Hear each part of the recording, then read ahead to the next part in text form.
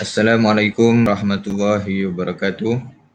Alhamdulillah rabbil alamin wa bihi nasta'in ala umuri dunya waddin wa na'udzu billahi min syururi anfusina wa min sayyiati a'malina man yahdihillahu fala mudhillalah wa man yudlil fala hadiyalah. Asyhadu an la ilaha illallah wa asyhadu anna Muhammadan abduhu wa rasuluh. Amma ba'du, yang berbahagia panel jemputan kita pada hari ini, Ustaz Haslin bin Baharim atau dikenali sebagai Ustaz Haslin Bollywood. Selamat datang Ustaz. Waalaikumsalam warahmatullahi wabarakatuh. Ustaz, kita pada hari ini insya-Allah kita akan mengikuti secara live di Facebook Ustaz Islam bersama Ustaz Haslin pada hari ini insya-Allah. Hari ini insya-Allah berkenaan dengan ceramah Aidil Adha. Walaupun kita dah melepasi hari-hari hari Aidil Adha ni, walaupun dah lepas hari Tasyrik dan sebagainya, biasanya kita buat sebelum. Kali ni kita buat selepas pula. So apa kena dengan tajuk kita pada hari ni, itu berkenaan dengan pengorbanan. Biasanya pengorbanan yang dilupakan ni, biasanya kita lepas di hari korban, kita tu lupa apa peristiwa-peristiwa yang penting berkenaan dengan hari raya berkenaan pengorbanan, terutama pengorbanan Nabi Ismail AS. Okey Ustaz, kita tak nak membuang masa sebab kita dah agak lewat dan insya-Allah kita terus dengan ceramah kita pada hari ini, iaitu ceramah Aidil Adha dengan tajuk pengorbanan yang dilupakan. Itu saya mempersilakan Al-Fadhil Ustaz untuk memulakan ceramah. Falyatafaddal mashkura. Assalamualaikum warahmatullahi taala wabarakatuh. Alhamdulillahi rabbil alamin wal 'aqibatu lil muttaqin wa la 'udwana illa 'alal zalimin. Wassalatu wassalamu ala asyrafil anbiya'i wal mursalin wa ala alihi wa ashabihi ajma'in, amma ba'd. Subhanaka la ilma lana illa ma 'allamtana innaka antal alimul hakim. La hawla wa la quwwata illa billahil aliyyil azim. Qala Allah Ta'ala, a'udzu billahi minasyaitonir rajim. Asma'allahu lil jabin wa nadainahu an ya Ibrahim qad saddaqta ar-ru'ya inna kadzalika najzil muhsinin. Inna hadza lahuwal bala'ul mubin. Wa fadainahu bizibhin azim. Sadaqallahul azim. Terima kasih Fadil, saudara moderator. Khususnya kepada semua pihak pengurusan dan pentadbiran Universiti Malaysia Pahang dan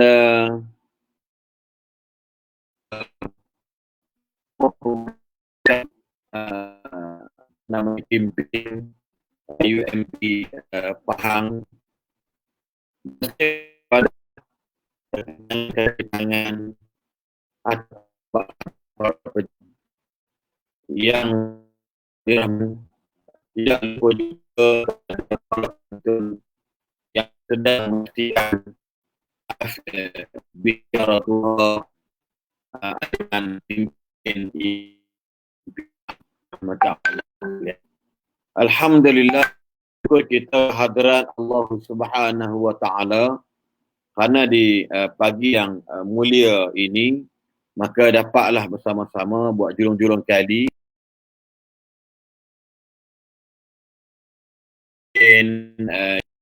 ini, yang mana kita harapkan apa yang saya lontarkan atau bicarakan sebentar nanti dengan tajuk pengorbanan yang dilupakan, sebagaimana yang telah ditajukkan oleh pihak pimpin UMP Pahang ini kepada saya.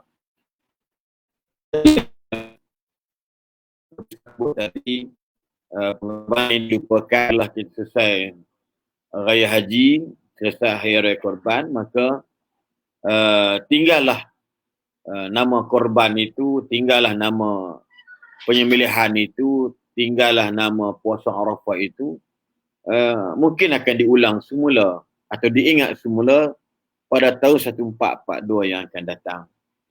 Jadi kalau kita lihat sahabat-sahabat sekalian, kita tidak nafikan pengorbanan ini dalam bahasa mudahnya ialah iaitu kita menggunakan segala kepentingan, segala kepentingan yang ada untuk dimanfaatkan ke jalan Allah Subhanahu wa taala.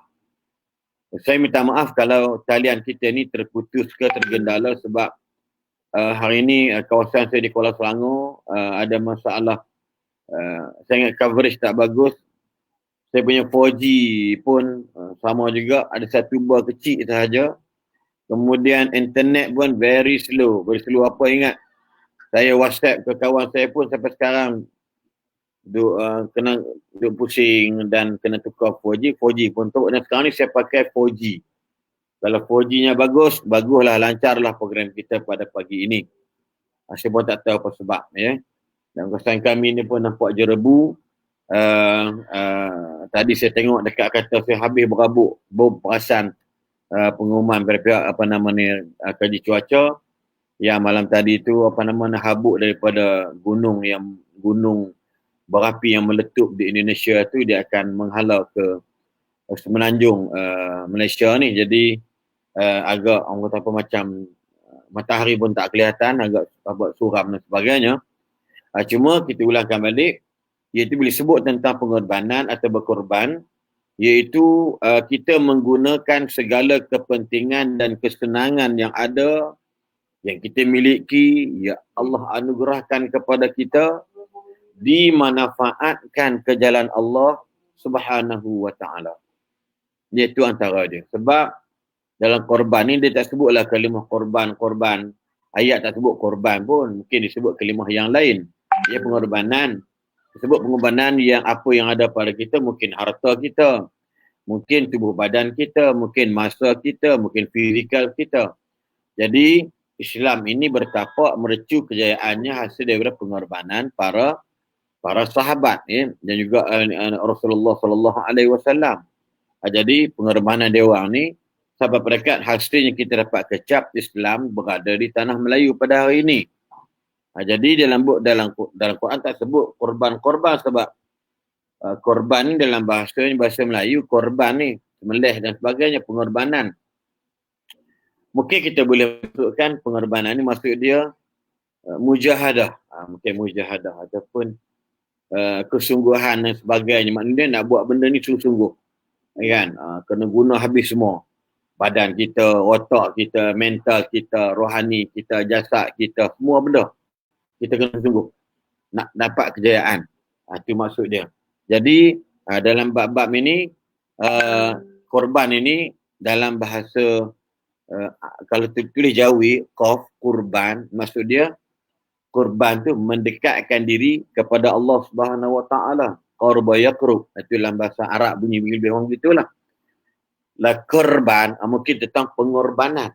Jadi kalau kita relate atau kita mesh dua-dua ni, kita mengorbankan sesuatu, ini korban, mengkorbankan duit kita, mengkorbankan, patutnya mengorbankan, kita nak gunakan K dengan Q tadi ni, mengkorbankan harta kita, mengkorbankan masa kita, mengkorbankan tenaga kita demi untuk mendekatkan kurban, demi untuk mengkorbankan, mendekatkan diri kita kepada Allah Subhanahu wa taala.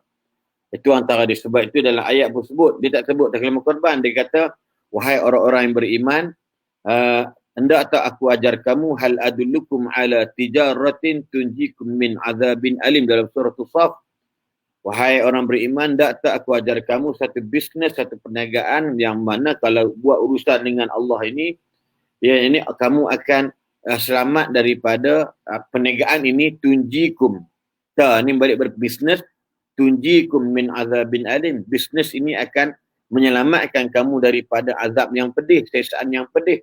Lalu Allah sebut ayat seterusnya, iaitu beriman dengan Allah, beriman dengan Rasul, kemudian wa tujahiduna fi sabilillahi bi amwalikum wa anfusikum, yakni kamu kena berjihad, berkorban, mengorbankan duit ringgit kamu dan tenaga kamu di jalan Allah. Itu maksud dia.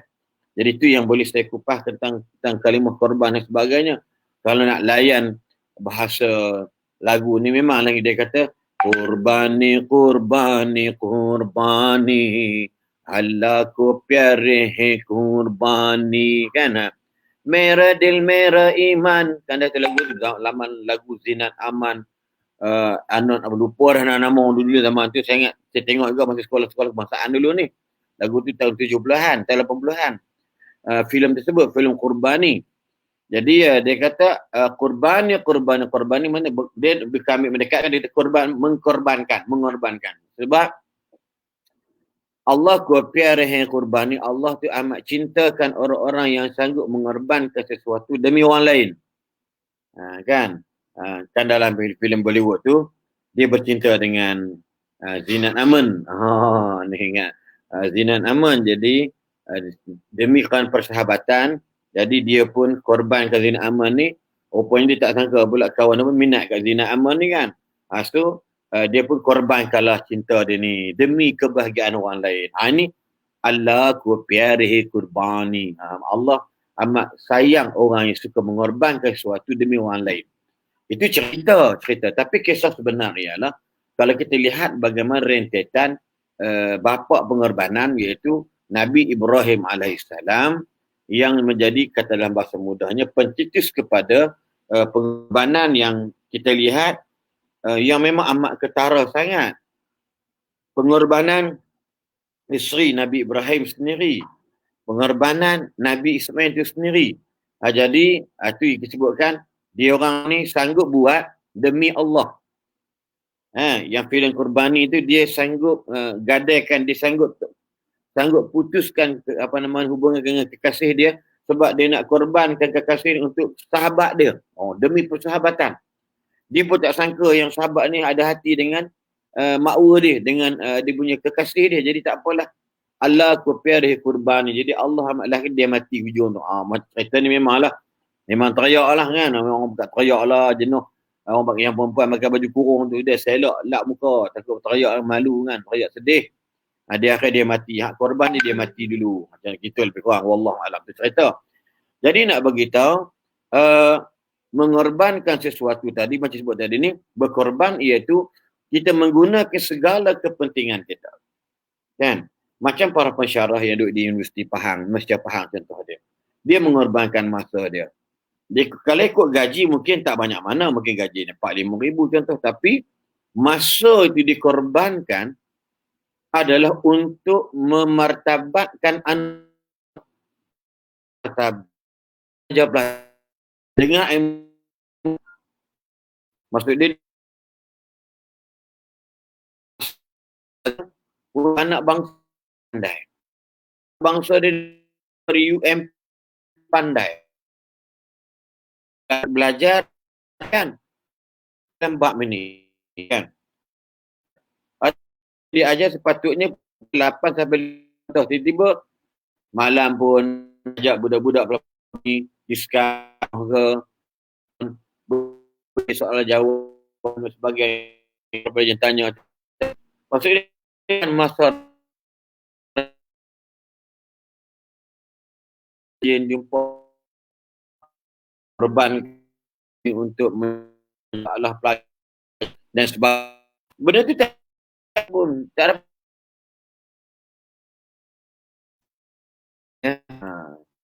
Betul tak? Sebab dia sini dia kejap ada, kejap tak ada. Sabar ya. Boleh bagi feedback sini, okey ke? Ya.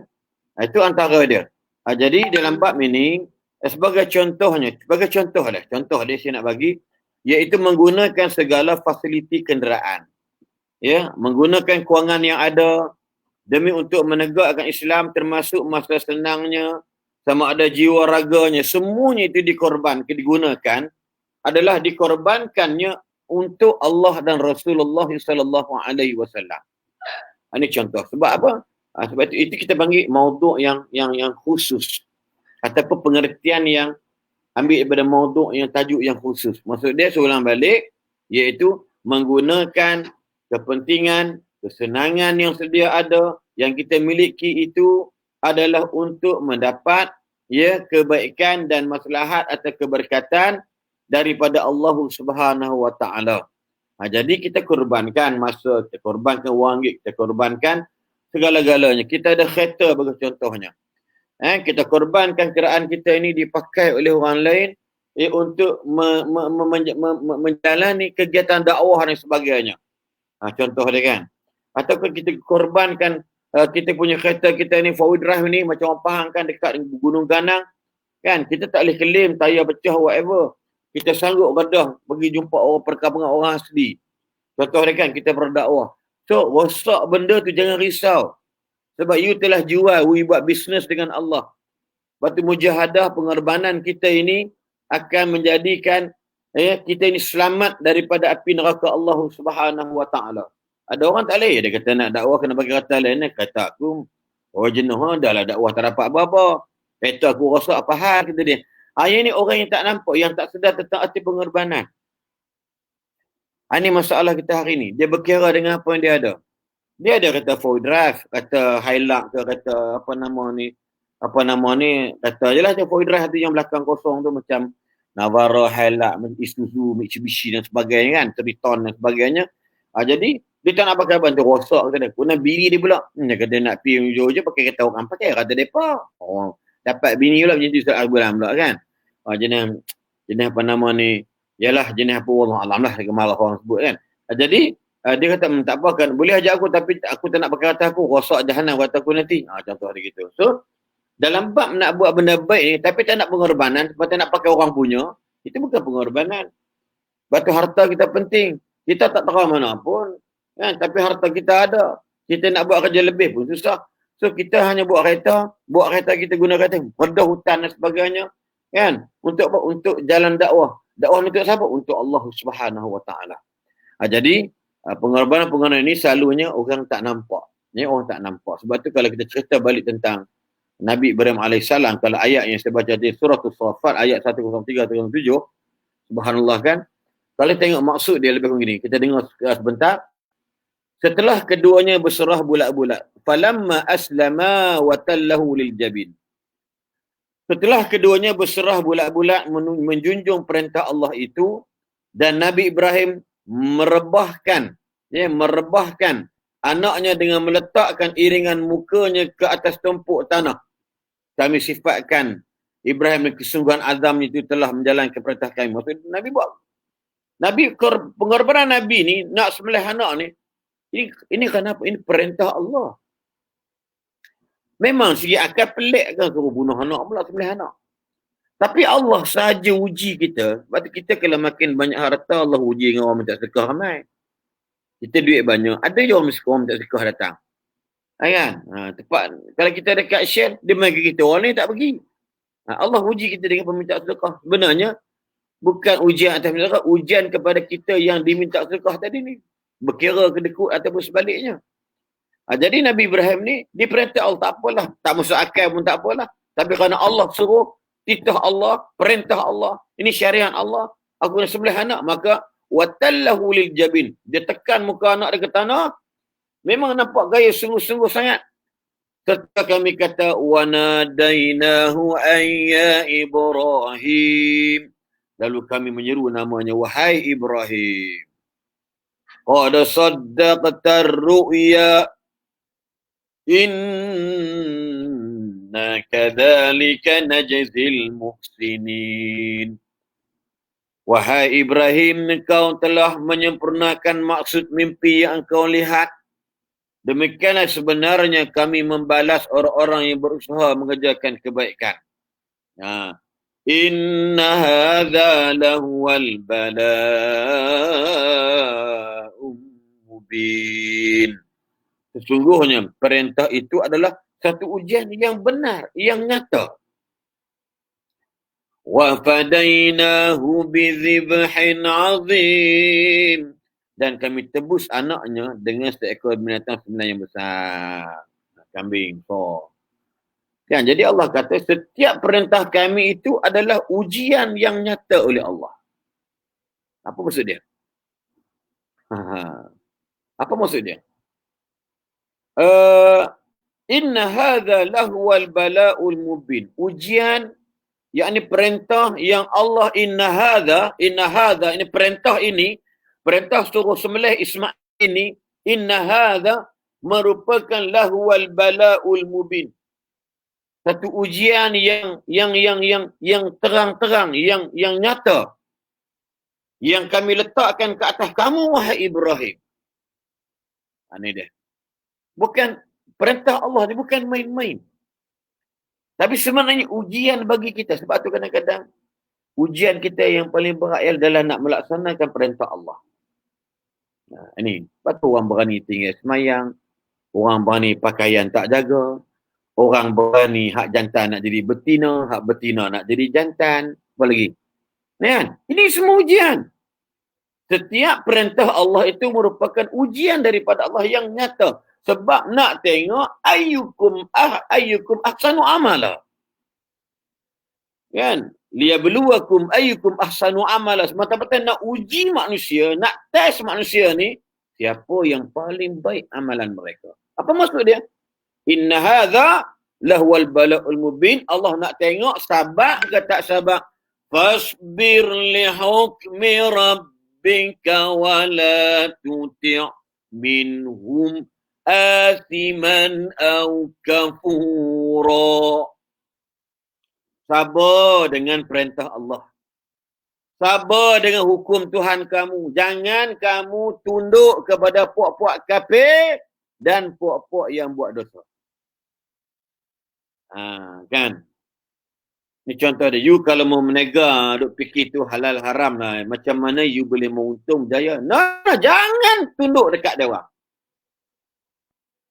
Jangan ikut dia orang. Sikit-sikit nak tak betul. Sikit. Bila mau betul, kan.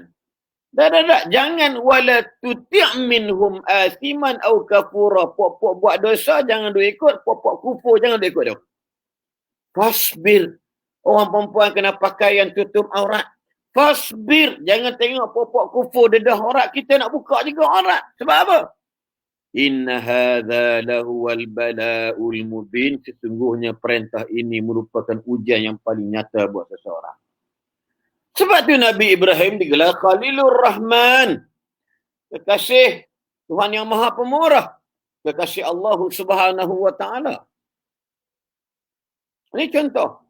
Sebab tu tuan-tuan dan sekalian, kalau kita lihat yang tajuk pengorbanan dilupakan, kalau kita ambil balik kepada pengorbanan Nabi Ibrahim yang sanggup dengan sungguh-sungguh mengorbankan anaknya demi Allah. So, how about we? Macam mana kita? Oh, semayang pun payah. Suruh tutup aurat rasa berat, susah. Apa lagi? Suruh buat kerja bagi elok tak mau. Kalau student ni malas belajar. Duduk berlepak. Apa lagi? Berlepak isar pula dapat, ya Allah, purata nilai grade pun. Cukup makan. Pasti apa cukup makan? Pada saya pelik lah. Awak belajar. Your profession is student. So student she must study sama ada hard or smart. Study hard atau study smart.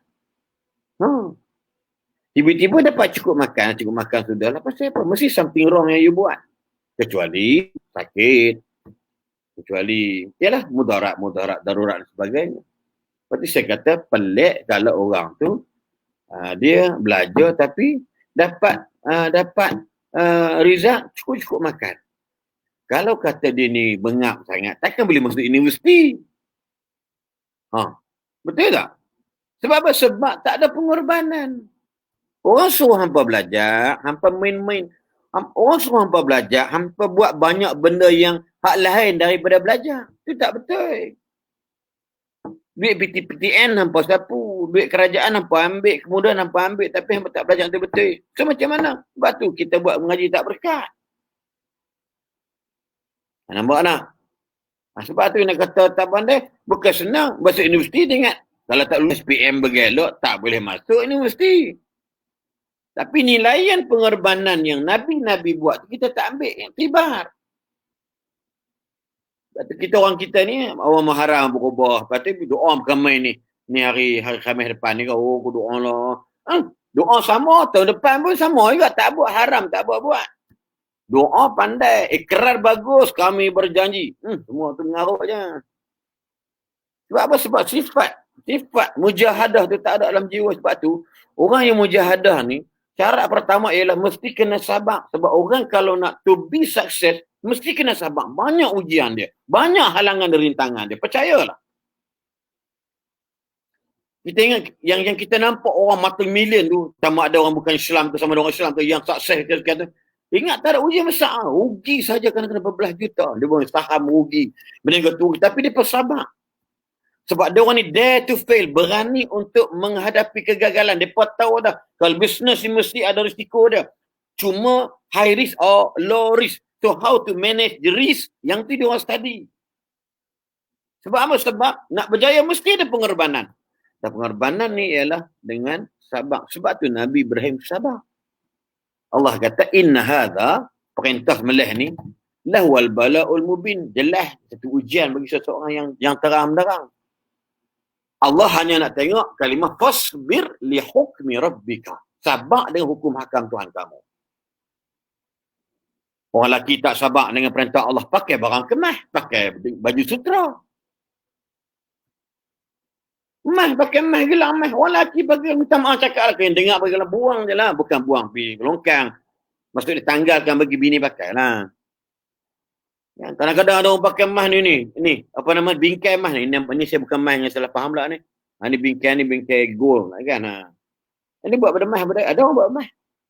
Siapa ajak mereka ada? Buat bingkai sebab mata dengan emas, mana boleh? Kan? Dia pakai sama, tak boleh pakai. Contohlah. Jadi nak bagi tahu, pengorbanan ini mesti dilalui ataupun dilakukan oleh seseorang dalam meniti perintah Allah Subhanahu wa taala. Itu tak boleh lari. Ulang balik. Pengorbanan seseorang itu dalam bahasa mudahnya mesti dia orang lalui, mesti dia orang meniti di atas jalan kesabaran atas apa yang diperintahkan oleh Allah Subhanahu wa taala. Kita ingat senang ke? Duit kita banyak, nak sedekah ke orang? Bukan kan? Kalau tidak takkan Allah pesan dalam Quran, perangai Yahudi dalam surah Al-Baqarah, perangai iblis, perangai syaitan, asy-syaitanu cuba refer balik surah Al-Baqarah ayat 268.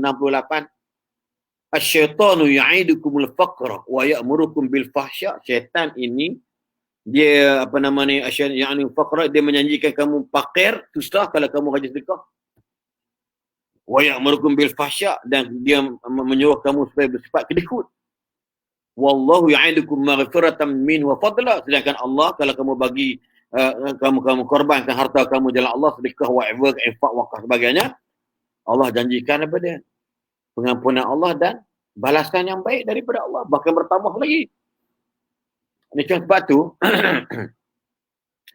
dalam ayat yang kita baca di surah Shafat ayat 1317 kan, lalu hasil daripada kesabaran Nabi Ibrahim dengan mengorbankan anaknya demi perintah Allah. Tengok apa disebut?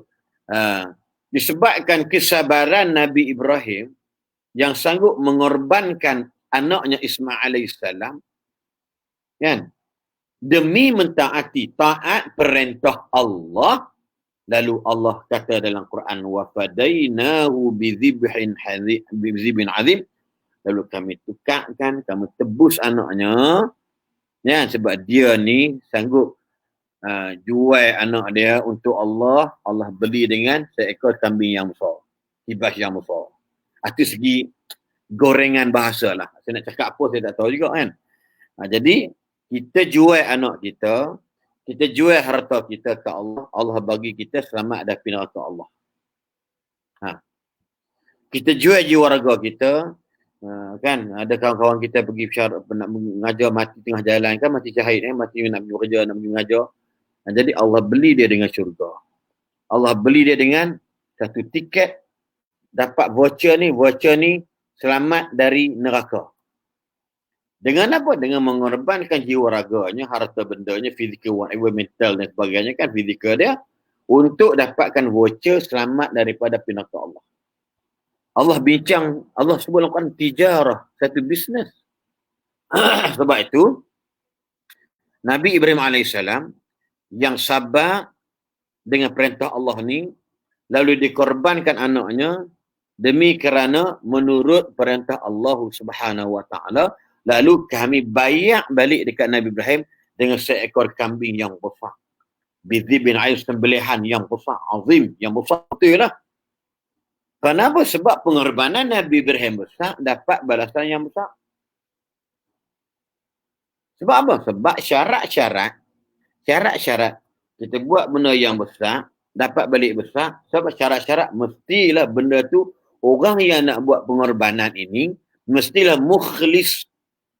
Yakni mestilah melakukan semua benda pengorbanan tadi adalah tidak lain tidak bukan kerana Allah Subhanahu Wa Taala. Itu asas yang paling utama.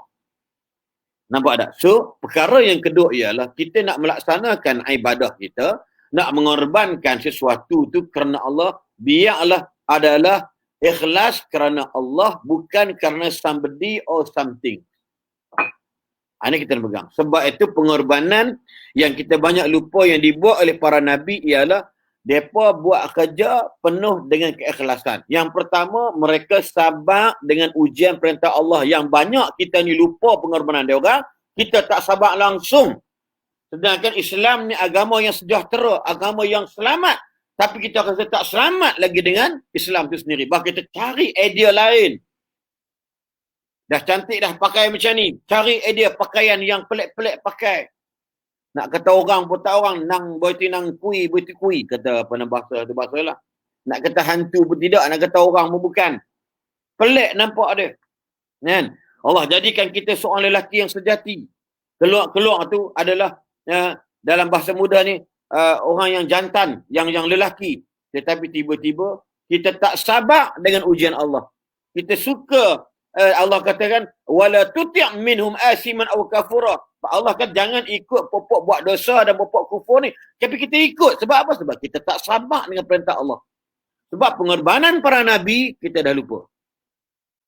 Ini akal. Lepas tu tuan-tuan, sahabat-sahabat yang dirahmati Allah sekalian. Ya, moga-moga keikhlasan para sahabat, para nabi, khususnya Nabi Ibrahim AS, maka kita lihat pada dia Allah balas balik bizibhin azim. Ada kata sebesar anak lembu. Besar betul ni binatang tadi ni. Kan? Benda ni macam-macam lah dia besar. Dia bukan kecil, segar, bugat dan tafsiran dan sebagainya. Ya, Allah balas. Sebab pengorbanan kita yang baik akan dibalas dengan baik. Bahkan lebih besar. Tapi dengan syarat apa dia? Ikhlas. Kita semayang kadang-kadang pun tak tahu lah ikhlas tak ikhlas kan. Orang semayang ikhlas ni ada tamak ninahnya dan sebagainya. Itu antara dia. Mungkin orang kata orang ni orang yang semayang yang ikhlas ni ada kekhusyukan dia. Kan? Bukan semayang hanya untuk menyelesaikan tanggungjawab. Semayang sebenarnya kena ada rasa kesyukuran pada Allah. Sebab kita masih menjadi hamba Allah. Kalau semayang hanya lepas tanggungjawab, tu semayang kadang-kadang rukuk lebih kurang sikit, apa benda tak lebih kurang. Main cincai-cincai kita buat aja. Mungkin kita doa kita tak dimakbulkan oleh Allah. Sebab amalan ibadat kita tak ikhlas. Kita sedekah, orang kata bila sedekah apa semua ni, orang kata akan sedekah sangit dapat sekian ringgit, contohlah pahala dia, tiba-tiba tak dapat baru susah lagi. Mungkin sebab kita sedekah tu kerana kita riak nak tunjuk ke orang. Atau sedekah tadi betul dah, sedekah kerana Allah lah. Kerana bunyi kerana Allah, tetapi sebenarnya perbuatan kita bukan kerana Allah. Kita tak ikhlas. Kita nak dengar apa orang kata hasil mereka kata, baguslah ustaz tu derma banyak ni, baguslah, memang baguslah dia ni, bla bla. Yang tu kita nak dengar. Atau kita ujub. Kata dia, harap orang lain bagi, tiada lah, aku juga kena bagi ni. Kira aku kira okey lah daripada orang lain. Sebab tu tak dapat apa-apa. Sebab perbuatan kita bukan mukhlis. Perbuatan kita bukan orang yang mukhlis, yang bersifat ikhlas. Ini yang kadang-kadang kita duk risau. Dalam bahasa mudah, kalau melihat berpengorbanan, mujahadah, para anbiya dan rusul ialah sabar dalam meniti perintah Allah. Sabar dalam menjalani perintah Allah, syariat Allah. Ikhlas dalam menjalani perintah Allah. Kan? Kita kadang-kadang bagi dekat orang benda yang tak habis kita makan. Pakaian yang kita boleh nak pakai. Contohlah, bukan kata ni dah, bukan tak boleh bagi, bagilah. Pakaian kita dalam, kita tak bagi, tapi bila ada orang minta, ada pakaian lama, kita bagilah. Jangan nak kita daripada tak pakai, bagi ke orang kan. Jadi ada manfaat lah kepada orang lain. Pasti kita nak, insya-Allah kan. Bukan kita nak bagi-bagi mana yang tak habis-habis makan, contoh dia. Jadi memang ada orang buat macam juga. Kadang-kadang kenduri kahwin ke, makan tak habis, barulah nampak anak yatim, baru nak pergi kat sekolah, patutnya yang makan bagi kat sekolah tahfiz tu bagilah kat dia orang makan elok, ni makan dah tak habis. Duduk sampai ada yang basi, ada yang basau dan sebagainya kan. Ini contoh ya, jangan siapa tahu hati pula tu nak bagi tahu begitulah keadaan yang kita katakan nak menterjemahkan keikhlasan tadi ni. Itu antara jadi dengan sebab sabar dengan perintah Allah Subhanahu Wa Taala inilah maka kita lihat yakni Nabi Ibrahim diberikan balasan yang subhanallah. Kan? Itu antara dia. Kemudian kalau kita lihat pengorbanan yang selalu kita lupakan iaitu antara ialah kita nak melihat kepada kedudukan daripada ataupun istisari yang paling utama dalam pengorbanan ni tak lain tak bukan ialah iaitu kita mesti menghadapi kesusahan. Saya cakap mestilah. Kita mesti menghadapi penderitaan, kita mesti menghadapi keperitan, kita mesti menghadapi kesukaran ataupun kepayahan. Itu antara dia. Pasti. Mula Nabi Ibrahim daripada jadi anak penyembah berhala, anak pembuat pereka berhala. Jadi Nabi Ibrahim bergaduh dengan raja dia tentang perobohan kerosakan berhala. Kemudian jadi Nabi Ibrahim ni kena masuk dalam api yang besar, api yang menjulang tinggi, kan? Jadi Nabi Ibrahim ni kahwin, kemudian dengan isteri barunya dengan Siti Hajar, diperintahkan bila dapat anak Ismail diperintahkan pergi ke satu lembah yang gersang, yang tidak ada minuman, tidak ada teduhan sebagainya. Jadi Nabi Ibrahim ni udahlah baru sampai, Allah perintahkan balik ke negeri dia. Kan? Jadi Nabi Ibrahim ni bila anak dah besar, teruna handsome smart, suruh sembelih. Maksud dia perjalanan pengorbanan ini penuh dengan kesukaran, penuh dengan kesakitan, penuh dengan keperitan, penuh dengan kepayahan, penuh dengan penderitaan. Sama juga dengan pengorbanan Siti Hajar. Udahlah ditinggalkan oleh suaminya. Tak tahulah kalau Siti sekarang. Siti Hajar dulu ni, Masya Allah. Saya nak tanya sahabat-sahabat yang sedang menyaksikan kita punya ni. Agak-agak kalau perempuan, suami ditinggal macam tu.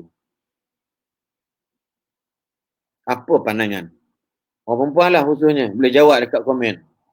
Komen ada komen sini tak? Komen banyak sini. Ramai. Apa jawapan? Udah dapat baby yang merangkak tak boleh, yang tahu teriak aja, kemudian suami dia tinggal dekat tanah gersang yang tak ada apa makanan, pandai-pandai lah. Gitu istilahnya kan. Kalau ada yalah, tapi nak ceritanya sumber asli tak ada. Ayak pun tak nampak duk utama mana. Pokok-pokok gandum ke apa tak nampak, beras pun tak ada. Sudah tentu mungkin yang bernama mungkin hari ni seorang isteri ni,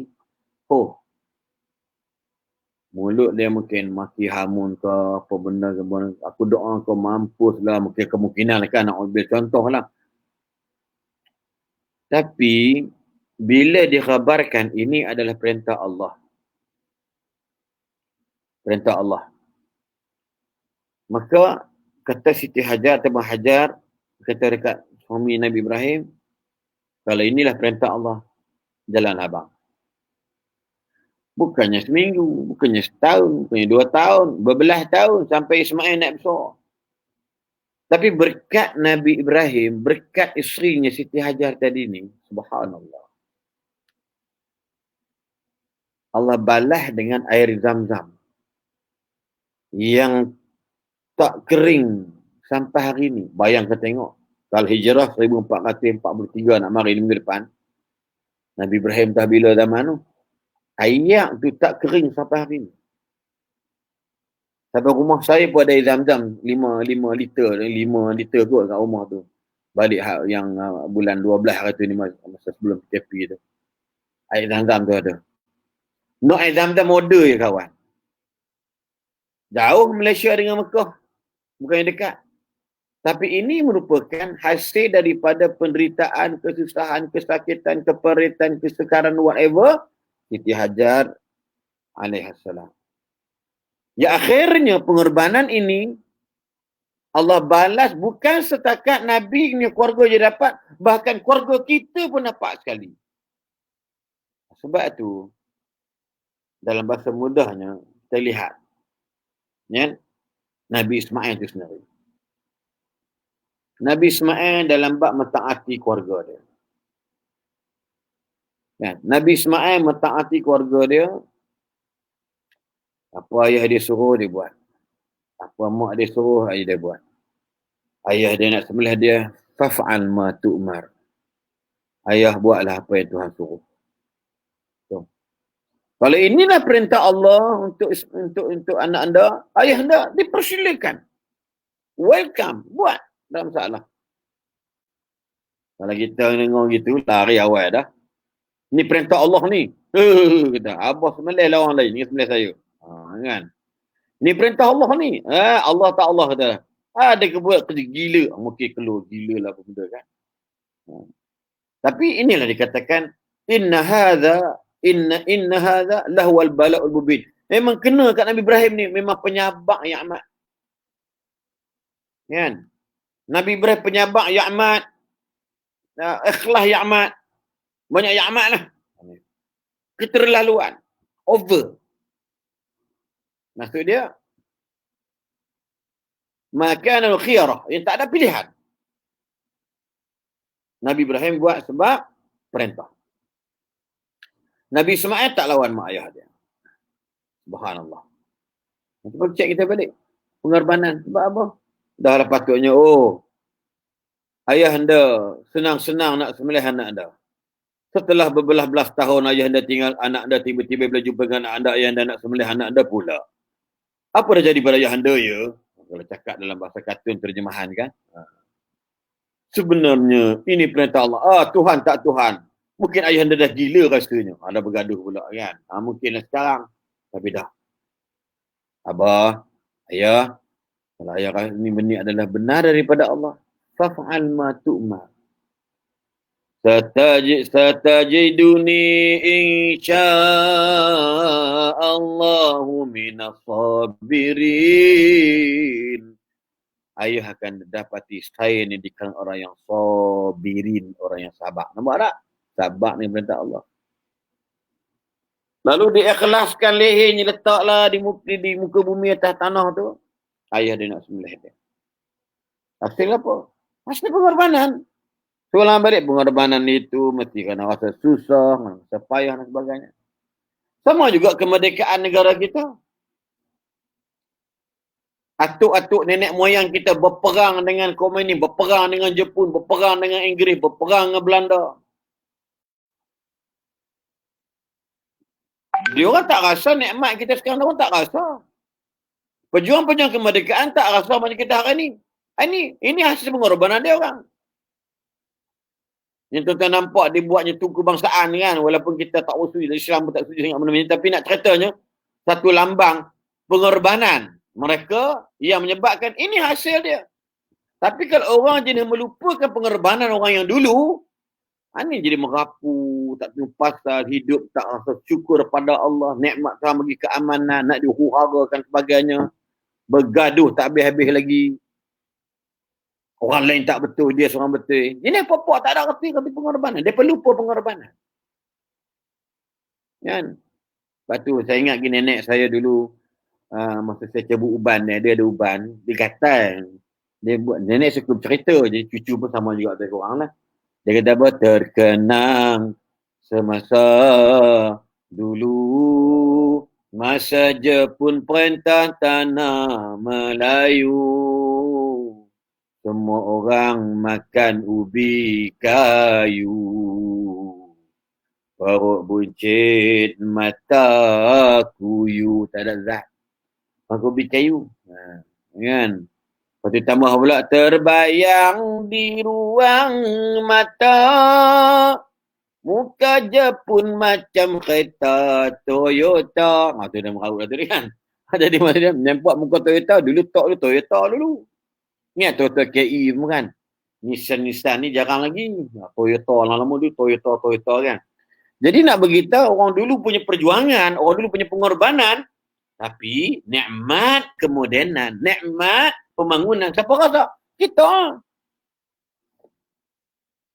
Tiba-tiba kita gunakan nikmat-nikmat ini, nikmat-nikmat yang ada kemudahan IT, kemudahan alam maya, media sosial sebagainya, kita buat untuk memporak-perandakan balik negara kita dengan kejahatan tangan-tangan kita dan lidah-lidah kita ni.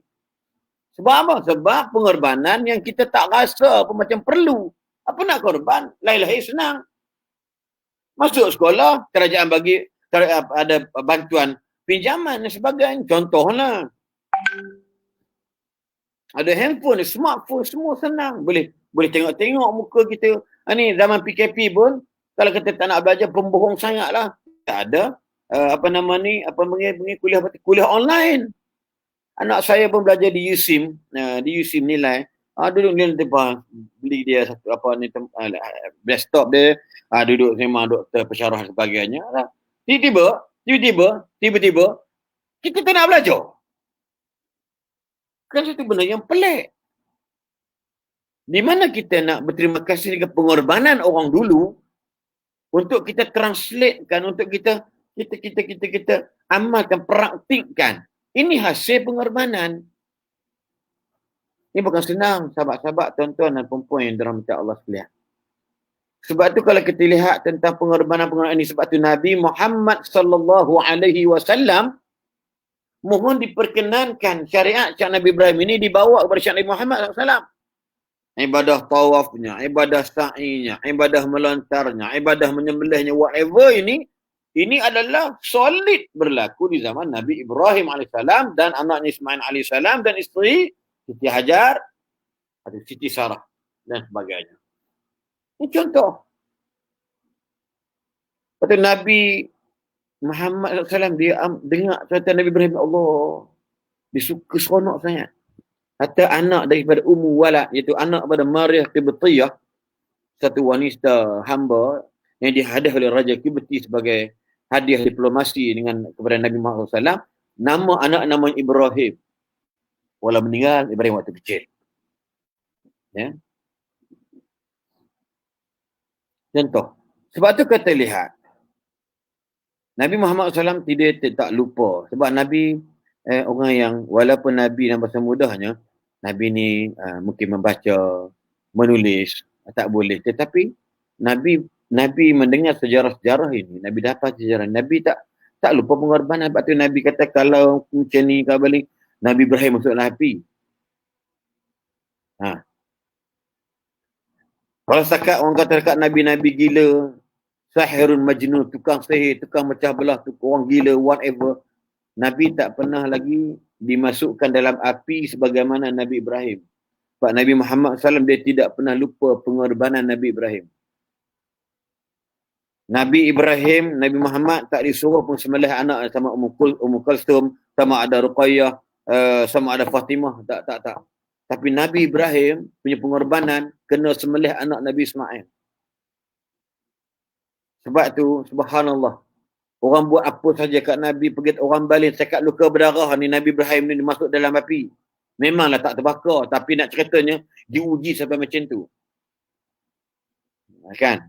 Sebab itu dalam bahasa mudahnya, Nabi Muhammad SAW ini mendidik para sahabat macam mana Allah uji Nabi Muhammad SAW ketika 13 tahun di Mekah ataupun ketika berada di Mekah dalam keadaan subhanallah diadu domba, difitnah, dicaci maki, di pulau whatever, tapi tahap kesabaran Nabi itu inna hadza lahuwal balaul mubin.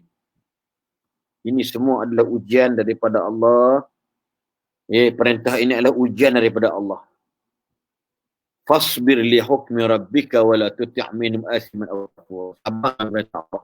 Walaupun orang datang kepada Nabi minta Nabi nak apa jawatan, nak perempuan, nak harta kami boleh bagi, tapi tak wala tuti' minhum asiman aw kafur. Nabi tak taat mereka. Nabi sabar dengan perintah Allah Subhanahu wa taala. Itu asas yang paling utama. Ini kadang-kadang kalau kita nak lihat bagaimana kedudukan kita. Kita kadang-kadang ialah nak bagi anak mengaji, pandai Quran sikit, guru minta lebih sikit pun, kita komen lah. Macam mulut Mak Leha bunyi. Kan? Kita komen teruk sangat. Kan? Itulah ini dengan mulut muncung gitu. Macam mulut siput.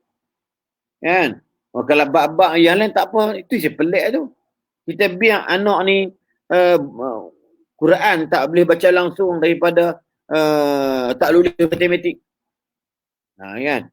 Tak lulus geografi, tak lulus sains, whatever. Tapi Quran ni, orang boleh ambil satu subjek, math saja RM100 satu subjek. Kita bayar setiap bulan. Setahun kita bayar. Ataupun 9 bulan bayar sebelum dia nak ambil periksa. Tapi kalau buat Quran, ni, itu pengorbanan. Sebab tu bila Nabi dapat wahyu Iqra' yang dipeluk tu, kan Nabi, hati kan dapat wahyu macam ni, kena peluk teruk sangat. Tapi Nabi mengorbankan, yakni kejahilan dari sudut, kalau aku tak boleh baca Quran, kalau aku tak boleh menulis, apa salahnya dari sudut pengorbanan ialah Nabi korbankan masa Nabi mendengar, jadi pendengar yang bijak, akhirnya Nabi mengingati Al-Quran. Kita suruh baca, kita suruh baca. Boleh baca. Tak mau hantar anak pergi baca. Ada orang mak bapak nak suruh anak baik, tapi sesi petang ngaji Quran kafar dia tak pergi hantar. Ada.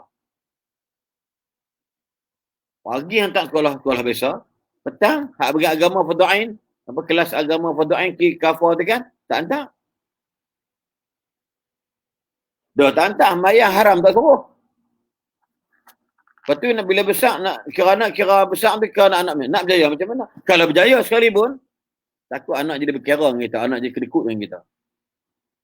Anak jadi tak respect, tak hormat kita. Sebab apa? Sebab kita tak pernah didik dengan agama. Lepas tu bila anak kita tak balik kampung, ke anak kita lawan kita pun, kena terima. Sebab kita lawan Allah, kita tak terima perintah Allah. Kita tak patuh taat perintah Allah. Kita tak dengar cakap Rasulullah SAW.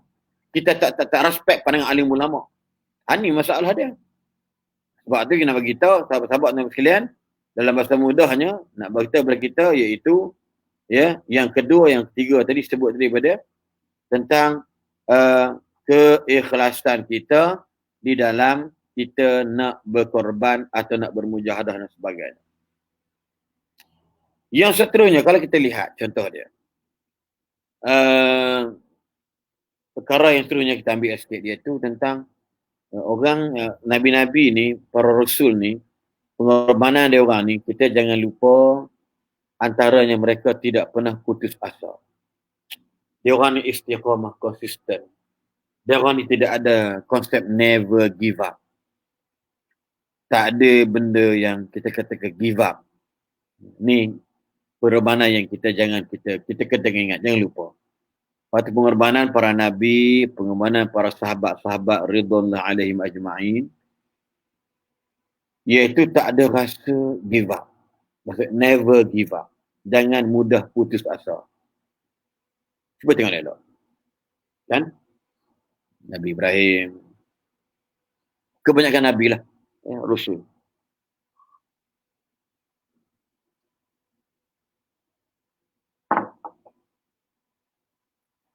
Jadi sahabat-sahabat yang dirahmati sekalian, kita nak mencapai ataupun nak mengorbankan sesuatu tadi ni untuk buat kebaikan dan sebagainya, kita hendaklah konsisten, hendaklah istiqamah. Kemudian jangan kita ni mudah putus asa. Maksud dia, contoh ginilah, anak kita sakit ataupun pasangan kita sakit, orang suruh kita bangun malam, berzikir pada Allah, buat solat sunat, kita berdoa. Dan nak kena ingat senang kan nak bangun malam. Para penonton boleh jawab sendiri. Ingat senang ke dalam kenyenyakan tidur di malam hari, nak bangun malam, nak bangkit tidur tengah malam. Kalau tidak ada pengorbanan. Anak sakit, atau mak sakit tenat, atau bini kita sakit, atau laki kita sakit. Nak bangun malam nak doa. Sebab itu bila bangun setiap malam tu, kawan tu sakit. Berdoa ni tak boleh give up. Berdoa ni tak boleh buat tak buat. Dia kena berkesenantiasaan, istiqamah, konsisten. Bagaimana dia tak sembuh? Berdoa. Dan istiqamah ini, konsisten ini, never give up ini merupakan salah satu intipati daripada pengorbanan. To get something daripada Allah SWT. Allah tengok apa yang buat. Apa telah hang sumbangkan. Sebab tu sahabat-sahabat sekalian, kadang-kadang pengorbanan yang dilupakan ini tidak bukan ialah golongan-golongan yang lupa diri, golongan-golongan yang tak sedar diri, golongan-golongan yang tidak berterima kasih kepada Allah Subhanahu wa taala. Apa yang dibuat pada kita hari ini ni Islam yang dibawa pada hari ini. Sebab tu Sayyidina Umar Ibn Khattab radhiyallahu anhu kata, dulu kita ni teruk, dulu kita ni kaum yang orang tak respect, dulu kita ni kaum orang yang tak takut, dulu kita ni kaum yang hina. Tapi Islam datang memuliakan kita. Allah muliakan kita dengan Islam. Sekarang balik. Kita dulu ni teruk. Dulu ni zaman-zaman Arab, zaman jahiliah dulu ni, Allah, berzina, berjudi, minum marak, bunuh, whatever tu kira standard lah tu. Sampai ada rumah-rumah Aisyah cerita macam mana pelacur buat iklan kat rumah dia. Kan? Contoh dia. Ada cerita-cerita dia lah. Fa'azanallahu bil Islam. Lalu Allah muliakan kita dengan Islam yang dibawa oleh Nabi kita Muhammad SAW. Lepas pembawaan Islam ini oleh Nabi SAW penuh dengan 1000 pengorbanan. Dan Sayyidina Umar beri amaran. Kalau kita dah dapat kemuliaan dengan Islam, tiba-tiba kita pergi cari kemuliaan selain daripada Islam. A'azanallah. Azallanallah. Maka Allah akan hina kita balik. Ini kita bagi tahu dia. Kita kena banyak muhasabah. Kita mulia, orang Melayu, kita cerita Melayu lah senang. Orang Melayu dimuliakan dengan Islam. Tapi mana-mana Melayu yang mencari kemuliaan selain daripada Islam, way of life-nya dia cari lain daripada Islam, azallanallah. Allah akan hina orang Melayu. Dan selagi mana Islam ini mengajar orang-orang Islam supaya jangan buang masa. Islam mengajar orang Islam kena rajin bekerja. Islam mengajar supaya orang Islam ni kena kaya raya. Maksud dia sifat malas, sifat buang masa, sifat sembang kosong, sifat nak melepak, itu bukan Islam ajar. Jadi Islam memuliakan kita dengan jaga masa. Islam memuliakan kita dengan supaya kita ambil masa, ambil peluang, ruang yang ada sampai Nabi sebut. 2 nikmat yang paling besar yang orang suka lupa ialah nikmat sehat dan nikmat masa lapang. Sehat tak digunakan sehat dengan sebaik-baiknya untuk mencari kekayaan. untuk memperbanyakkan amal-amal ibadat dan sebagainya. Kemudian nikmat masa lapang apa kita buat? Cuba kita tengok sendiri. Cuba tuan-tuan tengok sendiri. Kan? Budaya-budaya melepok, budaya-budaya semang kosong, budaya-budaya hak pelik-pelik ni lah, hak merapu yang buang masa, yang budaya rempit, budaya dadah, budaya songsang, budaya LGBT, budaya pengatang ni lah. Boleh katakan kebanyakannya budaya yang dibudaya ni orang Islam kita sendiri. Yang bercakap Kristian, bercakap merapu, bercakap mengarut. Orang kita juga yang merosakkan bahasa. Kan? Bahasa-bahasa. Orang kata hijrah, dia kata pelarian. Contohlah. Ini semua-semua orang kita buat. Dia boleh kata pula, zaman dulu ni, Muhammad Al-Fatih menjajah Turki. Kita tak menjajah, kita panggil Al-Fathi. Yakni pembukaan kota Konstantinopel. Islam tak mengajar kita kata menjajah. Kalau menjajah segala hasil-hasil yang ada ni kita buat balik tempat kita. Kita paksa orang duduklah agama kita. Tapi Al-Fathu pembukaan. Muhammad Al-Fatih membuka kota Konstantinopel dengan Islam. Hasil mahsul yang ada negara itu bukan dirampas bawa balik ke Madinah, ke bawa balik ke Mekah, Waidah, ke Baghdad tak. Tapi hasil mahsul diraikan kepada rakyat jelata dia.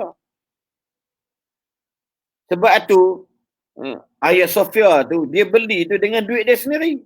Kemudian diwakafkan kepada negara Turki ataupun Konstantinopel itu.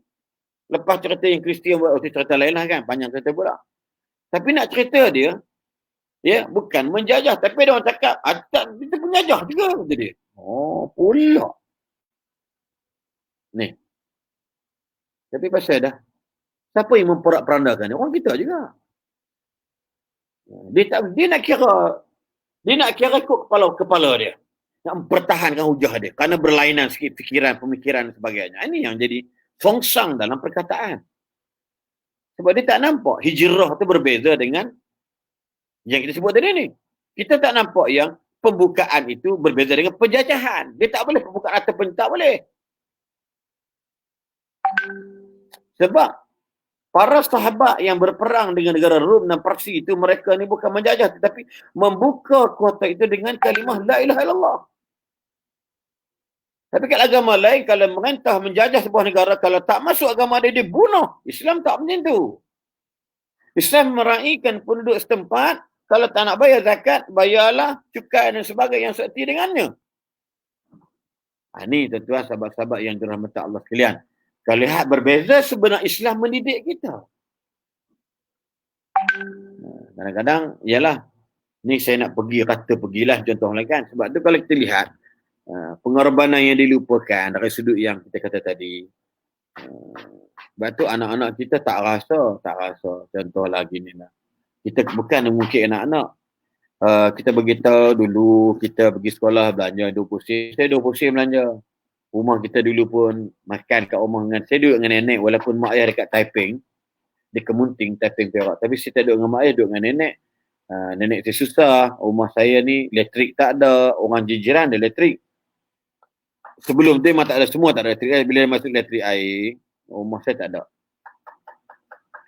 Rumah saya tak ada masuk elektrik, rumah saya tak ada masuk air, pakai pelita minyak tanah, minyak gas kata orang Kedah. Kemudian pakai mandi dekat sumur, mandi dekat telaga. Lebih kurang 30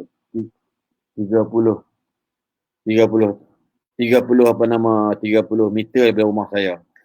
Jadi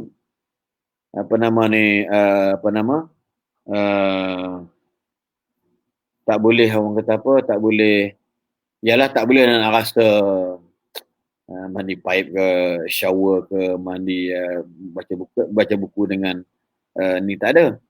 Tapi kita nak cerita ke anak-anak kita, dia faham tak faham, Allah Alam. Mereka mana-mana tengok, dapat rumah mereka, alhamdulillah besar. Kemudian mereka boleh naik kereta, boleh bawa kereta ke biji. Lepas tu kalau anak-anak kita ni, kalau tak mengenal tentang pengorbanan mak ayah dia orang, lepas tu rasa terima kasih, rasa syukur tu tak ada. Memang tak ada punya. Sama dengan kita. Orang bawa Islam, orang bawa Malaysia sampai merdeka ni, sampai mati, sampai dibunuh, sampai zakar angkatan tentera dipotong dan diikat dekat dahi. Di mana ni? Dia berlaku di Pekalan Hulu, di Perak. Mungkin tentera-tentera sekarang mungkin tak ada pengalaman macam tu. Kemungkinan lah, minta maaf cakap. Yang dulu ni dah lah gaji 400 je. Bila komunis serang mereka dan menjaga keamanan negara kita ni, bayangkan seorang angkatan polis ataupun askar tadi ni, dipotong kemaluannya, zakarnya, diletak dekat dahinya. Ada letak dekat mulut. Punya jahat popok komunis ni. Tapi kita tak rasa sebab kita tak terlibat. Sebab tu, pengorbanan ini kita perlu sejarahkan. Sebab tu pentingnya sejarah-sejarah dalam kehidupan manusia. Supaya kenang balik macam mana kita ada hari ini. Sebab tu musuh-musuh Islam ni, pengajian sejarah, mereka tak minat sangat. Nah, kalau boleh sejarah Malaysia ni, bab komunis ni, mereka tak nak pasang, nak buang lah. Nah, bahkan berani kata komunis adalah pejuang, ada orang kata lah, komunis merupakan antara pejuang-pejuang kemerdekaan kerana lawan Jepun dan sebagainya. Sama juga kalau kita belajar tentang sejarah, tentang ingat tak? Salahuddin Al-Ayyubi masa mengajar rakyat dia untuk berperang lawan Richard the Lion di Palestin, pemerintah waktu itu yang menguasai Palestin, rakyat dia tak terima. Rakyat dia kata, biarlah orang Palestin pandai-pandai lah, begitu lebih kurang. Tapi selepas mereka mensayembarakan puisi ataupun sajak tentang sejarah Nabi dengan lagu yang kita sebut oleh Syekh Abu Ja'far Al-Barzanji yang menang pertandingan menulis buku ketika Abang Ipar berserta Salahuddin Al-Ayyubi yang buat pertandingan puisi sajak sebagainya yang kita baca kitab Barzanji tu. Lepas tu barulah pemuda-pemuda semangat balik kerana mendengar kepada sejarah-sejarah Nabi dan sahabat dulu. Sanggup tinggal Madinah, pergi ke Andalus. Sanggup bakar kapal, pergi Tariq bin Ziyad, Spanyol. Bakar kapal. Kita mari bukan nak patah balik, kita mari nak mati. Takut tentera pakai bot kapal kita guna rampas mereka, tak kita bakar. Sampai berjaya buka kota Andalus. Dan nak cerita semangat perjuangan ni, kalau tak di buku, tak disejarahkan, saya ingat kita tak tahu benda-benda macam ni. Sebab itu, bila ada Quran, bila ada hadis Nabi, yang Quran hadis Nabi ni menceritakan tentang jerih perih para Nabi, jerih perih para sahabat dan sebagainya, maka kita akan bertambah sesat, bertambah hulu dalam kehidupan, bertambah lara dalam masa yang ada pada kita pada hari ini. Waktu tuan-tuan, sahabat-sahabat yang dirahmati Allah sekalian, marilah sama-sama kita bertafakur, kita berfikir dengan sebab baik sedalam dengan penuh keikhlasan, penuh dengan kesabaran dan sebagainya. Kita kena ingat, jangan mudah kita melupakan pengorbanan dalam kehidupan. Saya ulang balik, tidak ada kejayaan, tidak ada kemudahan melainkan dengan kesukaran. Allah berpesan, fa inna ma'al usri yusran, inna ma'al usri yusran. Kemudahan ni banyak. Sebab tu dia yusran ni nakirah.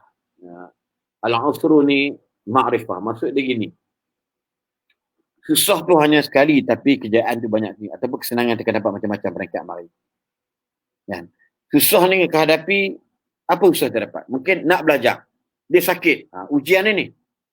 Dia sakit. Jadi dia cari ubat, duit dia habis, duit dia belanja tak pernah duk makan ubat, tapi kerana dia nak berjaya belajar dan sebagainya, akhirnya dia berjaya. Bila berjaya tu, rezeki sana mari. Itu maksud dia kesenangan yang mari tu melimpah ruah. Fa inna ma'al usri yusra. Ini kita kena pegang. Seulang balik, tidak ada kesenangan tanpa laluan pengorbanan. Tidak ada kejayaan tanpa laluan kesukaran. Tidak ada kebaikan tanpa laluan-laluan keperitan hidup, kepayahan dan sebagainya. Ini kita kena pegang. Sama juga, tidak ada kesenangan nak masuk syurga. Bukan mudah masuk syurga. Kalau ketaatan kita, kalau kita hanya sekadar semayang 5 waktu puasa sahaja, tetapi amalan-amalan yang lain kita tak buat. Kan? Kita kedekut dalam hidup kita, kita tak korbankan harta kita jalan Allah, kita tak sedekah dekat orang, kita tak bayar zakat sebagainya, kita tak pernah infak kebaikan harta kita kepada orang lain, maka kemungkinan satu kesukaran untuk kita menghadapi syurga Allah Subhanahu Wa Taala. Jadi kita kena pegang sahabat-sahabat tuan-tuan yang dirahmati Allah sekalian. Jadi insya-Allah Di akhirnya kita melihatkan kepada firman Allah Subhanahu wa taala dalam suratul Ankabut ayat 69, a'udzubillahi minasyaitonir rajim, walladzina jahadu fina lanahdiyannahum subulana wa innallaha lama'al muhsinin, dan orang-orang yang berjihad jalan kami, yang berkorban jalan kami, maka jangan risau, jangan takut, lanahdiyannahum subulana, pasti kami akan berikan petunjuk ke jalan kami, sebab Allah amat suka orang yang buat baik. Innallaha la ma'al muhsinin, Allah amat sayang, ya, yakni Allah akan berserta dengan orang-orang yang buat benda kebaikan. Maksud dia, pengorbanan ini adalah ciri-ciri orang yang soleh. Pengorbanan ini ciri orang yang baik. So dalam bab ini Allah sebut dalam Quran, Allah firman dalam Quran, surah Al-Ankabut ayat ke-69, Allah akan pasti la ma'al muhsinin. Sebab tu adik-adik, anak-anak yang nak berjaya dalam peperiksaan, nak berjalan dalam pelajaran, dalam pengajian, pengorbanan wajib kita buat.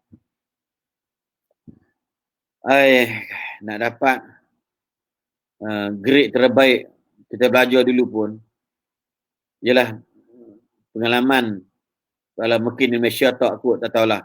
Pengalaman kawan-kawan saya di Pakistan dulu ni, kalau kau tak menghafaz, tak menghafal, selalunya susah je lah. Dan nak menghafal ni, contoh hafal hadis, hafal formula-formula bahasa Arab ni kan, hafal hadis, satu peperiksaan mungkin ada dibagi dalam katalah 400 hadis orang hafal, keluarnya 5-6 hadis je. Kalau tak ngapal memang kiok lah jawapan dia, tentang nahwu sorab, tentang faraid dan sebagainya, semua kena menghafal, kan? Kena menghafal. Kita buat kalau bukan menghafal Quran, menghafal kitab, menghafal buku. Sistem sana ni semua menghafal. Jadi terpaksalah kita korbankan masa tidur. Sakit demam, kawan-kawan ada sakit demam, terpaksa. Ada yang semput lelah, duduk belajar, dia tidur sekejap lepas isyak, sejam 2 jam, bunyi jam loceng-loceng tu, dia bangun sampai ke subuh, buat tahajud semayang lebih kurang. Lepas subuh tu terus pergi nak periksa, kan? Dan alhamdulillah saya tak nampak mereka gagal. Saya tidak nampak mereka gagal. Mereka semuanya berjaya. Kenapa? Sebab mereka mengorbankan masa doa. Dan ilmu mereka barakah, insya-Allah. Balik buka pondok, balik buka sekolah dan sebagainya. Itu antara dia. Sebab itu anak-anak yang saya kasih, kalau yang dengar ni, para pelajar yang dengar, jangan buang masa. Ambil masa, elok-elok. Baru ni saya jumpa, saya pergi ke pasar raya, kelas homemade anak saya, satu rumah dinilai kerja dekat pasar raya. Dia susah, keluarga susah. Saya kata, berapa gaji ni? Saya baru kerja minggu lepas, Ustaz. Anak saya kena, bah, inilah kawan satu rumah dengan saya. Oh ya ke? Masya-Allah. Lama kerja? Baru seminggu, Ustaz. Jadi berapa pendapatan? Kata. Berapa 1,000 je, Ustaz. Alhamdulillah. Daripada kamu duk buang masa dan sebagainya, betul, Ustaz. Saya faham, dia ni bukan orang kaya raya, orang susah. Kan, orang susah. Saya beritahu anak saya, tengok. Hanya anak orang susah saja yang tahu tentang erti pengorbanan. Sebab dia korbankan, dia tak risaukan mak dia ambil peluang. Dia belajar online kan, dia belajar. Saya tahu budak ni dia belajar, budak bagus, budak rajin, budak bagus. Jadi, dia ambil peluang dia kerja. Daripada duduk di rumah, makan tidur, dia ambil peluang dia bekerja. Jadilah 1,000 sebulan, daripada tak ada, better than nothing. Tapi ini pengorbanan anak sebab nak menyusahkan mak bapak. Sekurang-kurang bila dia masuk nanti bulan, kalau dia kerja bulan ni, ni kita bulan 8 start kerja. 8, 9, 10, 11, 12. Dah 5,000 dah tangan. Duduk di rumah mak, makan di rumah mak. Seduit ni meringankan beban mak ayah dia. Ini orang yang nampak. Lepas tu dia korbankan masa muda. Dia mesti patut saya belajar. Aku student bapa belajar. Ini kerja bapa aku bagi aku belajar sebagai dak, tapi dia sedar diri. Otak dia pandai berfikir. Dia tak nak tak nak buang masa. Ini asal. Sebab tu kita anak-anak yang kita ingat pengorbanan mak ayah kita ni benda yang bukan benda yang ringan. Lepas tu kita jangan sombong dengan dia orang. Cuba tengok elok. kebanyakan bandar-bandar yang ada kat pekan-pekan ni, bandar-bandar semuanya orang kampung. Siapa rumah naik seronok ziarah dia rumah keluarga dia hutan hulu mana kan. Waktu rumah dia Kelantan, jauh gila. Gila belaka. Jauh, mana gua musang. Banyak musang. Di mana? Di Dabung. Jauh gila. Apa nak patah bingkai kita. Tapi rumah kawan kita tu, tengok dekat Shah Alam, dekat Pijin, dekat Kuala Lumpur, bukan main harga sampai 1 juta. Tapi keluarga dia susah. Maksud dia, kita yang senang ni, jangan lupa lah pengorbanan mak ayah kita. Apa pengorbanan orang? Mana ada mak ayah tak doa kita berjaya, woi. Mana ada mak ayah yang tak berdoa kita ni, berjaya. Mana ada mak ayah yang berdoa kita ni mati cepat ke, bankrupt ke, sasau ke, tak betul, tak ada. Sebab tu, please, pengorbanan mereka jangan dilupakan. Pengorbanan para Nabi jangan diabaikan. Pengorbanan Rasulullah SAW yang diabaikan. Asma binti Abi Bakar mengandung berjalan 5 km naik ke bukit antara makanan dekat Nabi dan juga ayahnya Abu Bakar Siddiq. Mengandung. Dia katakan mengandung berapa bulan, syarat mengandung. Bawa makanan untuk dihantar kepada Rasulullah SAW. Kenapa? Kerana cintakan Allah, cintakan Rasul, cintakan ayahanda dia. Ini perintah, mengandung tak mengandung untuk melantak. Pergilah, insya-Allah Allah jaga. Fadillah yahfazka. Kamu jaga Allah, Allah jaga kamu. Itu keyakinan dia orang ni. Sebab tu, sahabat-sahabat, tuan-tuan dan perempuan yang dirahmati Allah sekalian, subhanallah. Jadi, terima kasih banyak-banyak saya ucapkan kepada pihak pimpin ataupun daripada Masjid Universiti Malaysia Pahang. Dan saya tengok sini ada kalau bagi mereka yang telah mendengar ceramah saya pada pagi ini, mungkin sudi atau ingin untuk membantu atau memberikan sumbangan. Jadi saya mewakili pihak pimpin UMP ini mengalukan semangat tuan-tuan ke dalam tabung operasi dan aktiviti Masjid Universiti Malaysia Pahang, iaitu di Maybank account, iaitu 556226425380 yang tertera dalam skrin anda, yang telah terbit dalam skrin anda. Jadi tuan-tuan sumbanglah, insya-Allah mendapat. Saya tak tahulah berapa orang yang menengok pagi ini. Jadi ini saya cuma share dalam saya punya pun. Tapi saya tengok ni ramai ni follower yang selalu dah tengok setiap malam ni. Mar WKN, Bazid daripada Mua. Memang betul lah, dah putus-putus. Memang betul, memang putus-putus biasa tadi sebab line teruk. Memang line saya agak teruk sikit, agak kecewa dengan Selcom. Terus terang saya cakap, apa keherannya sebab aku yang bayar. Jadi terus terang saya kecil hati dengan Selcom punya line di Kuala Selangor. Mentang-mentang kami duduk di luar bandar, korang mudah-mudah aja. Sekejap elok, sekejap tak elok. Kita nak bantu Selcom ni kan. Tiba-tiba line kali ni teruk sangat. Sekejap putus, sekejap tidak, sekejap putus. Kita jadi kepala putus dah. Nampak kepala je, badan tak nampak. Nampak badan, kepala tak nampak. Jadi hantu dah dibuatnya. So insya-Allah, terima kasih banyak Ustaz yang sudi saya pada pagi ini. Dan terima kasih semua pada pihak pengurusan pimpinan, pihak pengurusan Pusat Islam atau Masjid UMP Pahang. Dan insya-Allah ada masa nanti kita akan buat live. Saya akan pergi ke Universiti Malaysia Pahang, kita ceramah kat masjid insya-Allah. Ini seorang-seorang dah lah tak nampak muka tetamu, tak nampak muka penonton.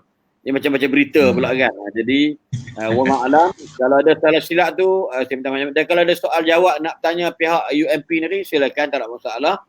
Dan silakan Ustaz. Ada beberapa soalan Ustaz. Mungkin satu dua mungkin kalau Ustaz kalau saya di ruangan komen tu ada saya munculkan di skrin. Assalamualaikum Ustaz, bagaimana kita nak didik sifat redha dalam diri apabila terpaksa untuk berkorban, lebih-lebih lagi dari dalam kehidupan berumah tangga Ustaz? Boleh Ustaz bagi tips mungkin? Saya ini bukan pakai tip lah. Jadi saya pakai top je kan. Jadi ginilah, dia gini. Pengorbanan ni dia tak ada had. Dia tak ada limit.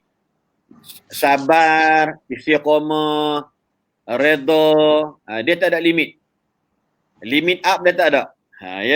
Jadi benda ni sampai mati. Contoh dia mula gitu. Kalau dalam masalah rumah tangga, contohlah satu ibu daripada Kuala Terengganu. Saya sebutlah terus terang, tapi bukan nama tempat lah. Dia kata, "Ustaz, boleh tak saya tolong doakan ataupun buat salah hajat supaya anak saya ni mati cepat?" Sebab apa? Anak ada drug addict. Adik ujian, ni ujian. Dapat anak drug addict, ujian. Memanglah kita kata Allah ujian. Bapak Ustaz, dia cari naah sendiri. Memanglah Allah bagi ujian kadang-kadang. Tengok kalau Nabi Ibrahim. Tak ada Nabi yang Allah suruh sembelih anak. Nabi Ibrahim je kena. Kan? Jadi, takkanlah tak boleh sembelih binatang lain. Kenapa pula kena sembelih anak, wahai Tuhan? Jadi bila Allah kata, "Inna hadha lahuwal bala'ul mubin." Ini perintah. Perintah ni berat sesuai dengan orang yang boleh menerima keberatan ujian Allah. Jadi, mungkin ibu ni menghadapi anak yang penagih dadah. Dia kata tolak dia, jatuh bilik air, lebam belakang dia dan sebagainya. Jadi saya kata apa? Paling habis nak cakap, sabar lah. Nak sabar tahap mana Ustaz? Tak, sabar tak ada tahap. Sabar tak ada tahap, melainkan mati saja yang menghilangkan kesabaran kita. Itu je stop dia. Sama juga redha. Kata rumah tangga, dapat suami kata mungkin malas kerja, dapat suami yang tak mau semayang semua, maka kita kena redha dari sudut yang kata apa ni, yang sesuai dengan kita tadi ni, redha. Kalau bab suami tak semayang, minum arak tu, kita ada maksud adalah diharuskan, dibenarkan untuk memohon perceraian disebabkan kefasikan atau kezaliman suami. Itu memang ada dalam syariah kita. Dalam mahkamah pun ada juga, mana suami ni fasik, suami tak pernah semayang, saya tak boleh. Jadi pihak mahkamah akan tetap bertukar supaya dia bertobat, beri peluang kepada lelaki ni. Kalau mu tak semayang dalam tahun ni, kata dia, maka kami akan terima permohonan fasad isteri kamu ni. Memang ada poin-poin dia. Cuma perangai, attitude, kesusahan, kesukaran. Ada orang suami, macam baru ni contoh dia. Saya tengok dalam satu klip video Ustazah Asma Harun, menceritakan seorang ibu yang baru tak sampai 30 tahun kena breast cancer tahap 4, dah kena buang dah, tapi suami dah ceraikan dia. Dia ada anak dia 2 orang, 6 tahun, 8 tahun, kemudian pula jaga mak dia yang lumpuh, dan adik dia 23 tahun pula OKU, yang ni lembam ataupun dalam pelajaran. Jadi masa dia buat kemo pun dah takut dah dia kena tulang semuanya. Allah uji dia, dah lah suami tinggal. Ni kadang-kadang suami pun dia tak boleh nak terima, nak bini nak buat macam mana lah. Perceraian ni kadang-kadang kita kena pandang dengan hikmah, bukan pandang dengan nikmah, dengan kemarahan dan permusuhan. Jadi dengan hikmah tadi, Allah bagi kat dia uji yang bermacam-macam. Maka dia kena redha sampailah dia bertemu dengan Allah. Dia kena sabar sampai bertemu dengan Allah. Sebab tu nak bagi tip, minta maaf lah. Cuma kalau kata dapat mak mentua, mulut macam macam mak leha apa semua sebagainya kan. Contohlah kan. Dia kena sabar, kena pandai-pandai lah. Dia buat mentua yang perangai mulut, ya Allah. Yang mak mentua tak sedar diri. Yang kita ni kahwin anak dia tu, anak dia senang, ataupun menantu ni bawa ke sekarang beranak, cuma dia kata, ni hang kahwin anak aku lah, anak kau berjaya sebagainya. Jangan kan. So kita kena sabar, ambil hati mak mentua tu, redha, dan macam mana nak ambil hati mak mentua. Ada juga kan, kita kahwin anak orang kaya kan, jadi orang pandang dia beradik tengok, abang kahwin dengan kakak saya lah yang boleh kesenangan, kalau tidak jangan harap kan. Jadi kita kena pandai-pandai lah. Orang bercakap itu kita redha dengan bijak mendengar. Jangan rasa dendam. Al-intiqam ni memang diharamkan.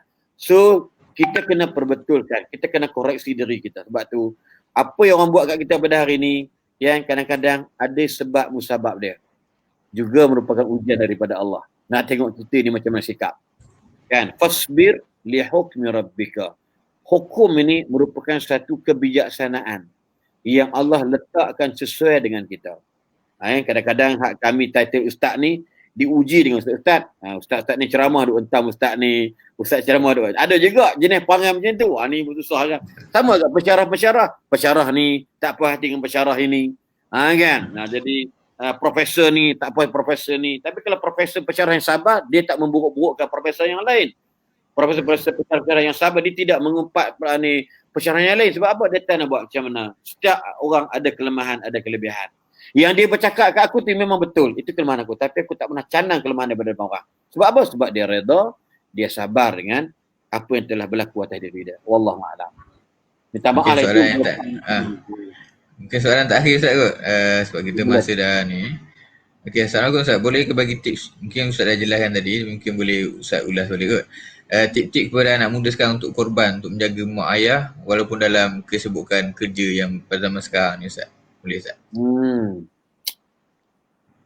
Saya baru saja kematian ayah saya 2 minggu sebelum raya haji, dan tinggal mak saya. Mak saya pun dah 74 tahun lebih kurang kot, 72, 74.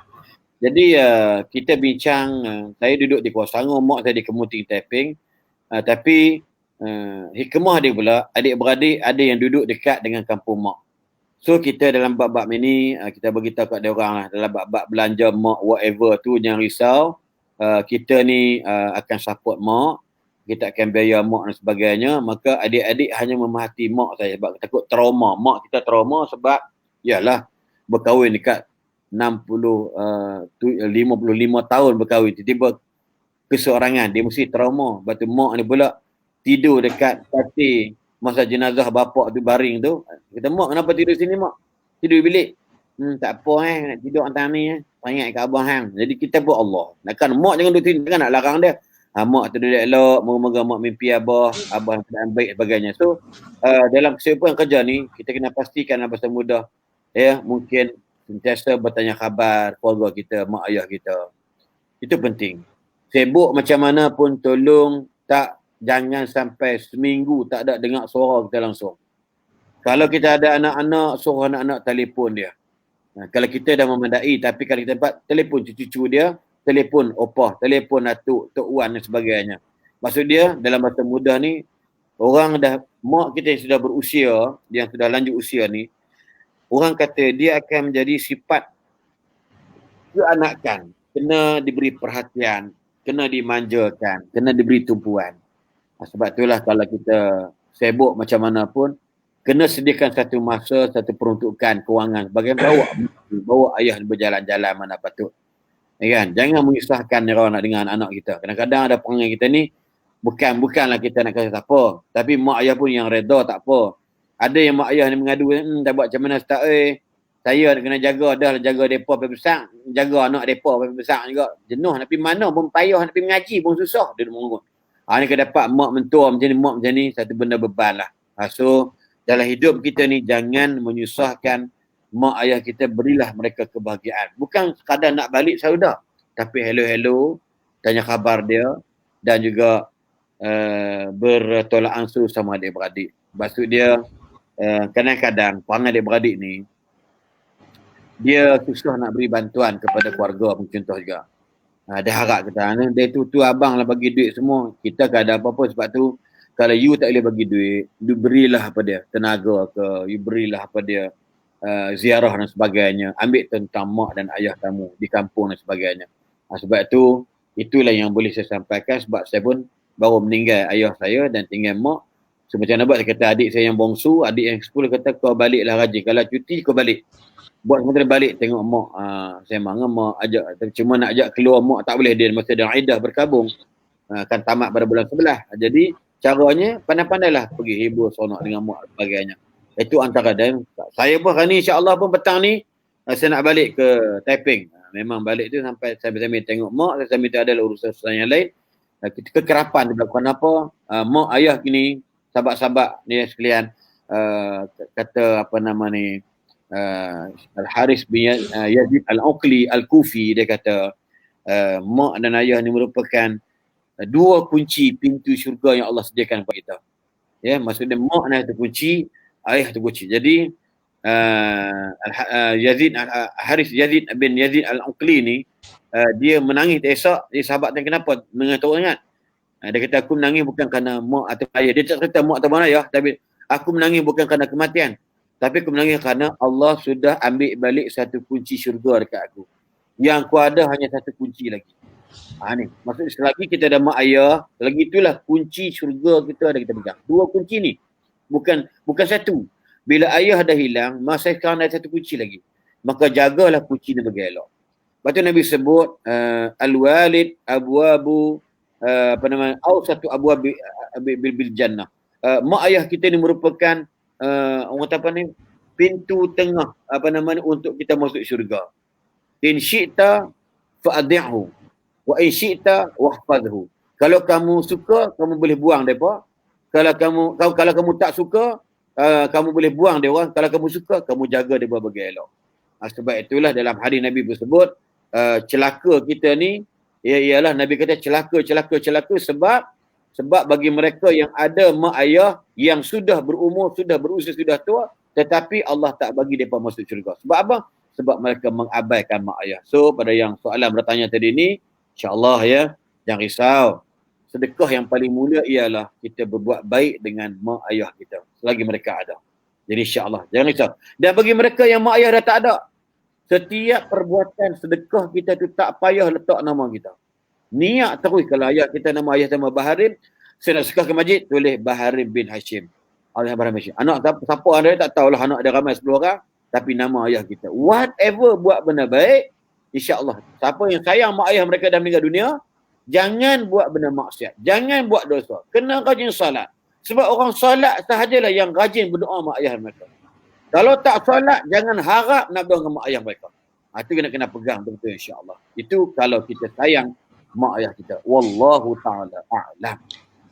Terima kasih banyak Ustaz atas jawapan kepada persoalan, kongsian yang agak hebat, mantap dan sebagainya. Terima kasih banyak Ustaz. Kepada yang semua penonton live Facebook live pimpin ini, boleh sila boleh like dan juga follow page Pusat Islam dan Pembangunan Insan. InsyaAllah banyak lagi program-program yang kita bawakan di dalam page ini, dan moga-moga segala apa yang kita share dan juga kita live di Facebook ini mendapat manfaat kita, terutama di dunia dan juga di akhirat kelak insyaAllah.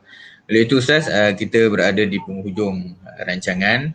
Maka dengan ini saya mewakili Pusat Islam dan Pembangunan Insan ingin memohon maaf jika ada sebarang kekurangan dan kesilapan daripada saya dalam mengendalikan ceramah pada hari ini, insya-Allah.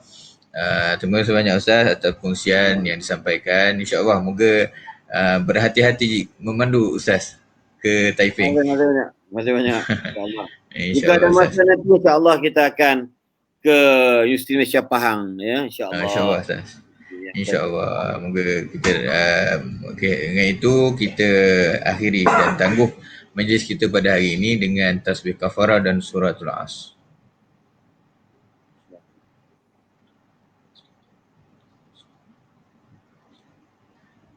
Assalamualaikum warahmatullahi wabarakatuh.